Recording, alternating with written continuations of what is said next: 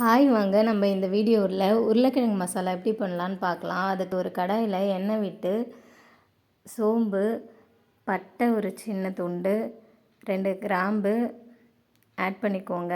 Add பண்ணி லைட்டாக பொரியட்டும். பொரிஞ்சதும் கட் பண்ணி வச்ச வெங்காயமும் கருவேப்பிலையும் சேர்த்து நல்லா வதக்குங்க. ஒரு மிக்ஸி ஜாரில் நான் ஒரு சின்ன துண்டு இஞ்சியும் ஒரு 4-5 பல் பூண்டும் சேர்த்து ஒரு தக்காளியோட பேஸ்ட் ஆக்கி வச்சுருக்கேன்.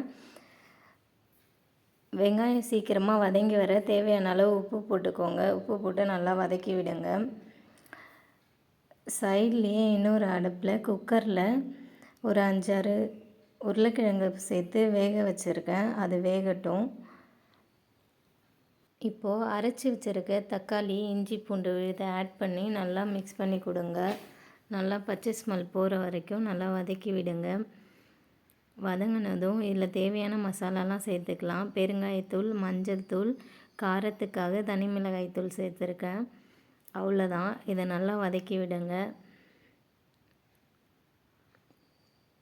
இதில் நல்லா வதங்கினதும் கொஞ்சமாக தண்ணி ஊற்றி நல்லா கொதிக்க வைங்க.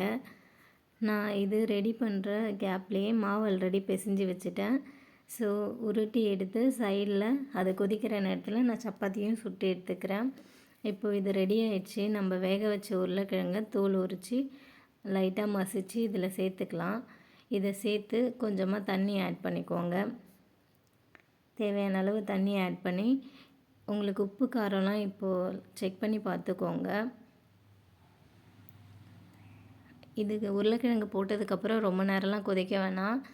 ஒரு 3 to 5 மினிட்ஸ் கொதிச்சா போதும். நம்ம இறக்கிடலாம். இது ரெடியாகிற கேப்பில் நம்ம ரிமைனிங் இருக்கிற சப்பாத்தியையும் சுட்டு எடுத்துடலாம்.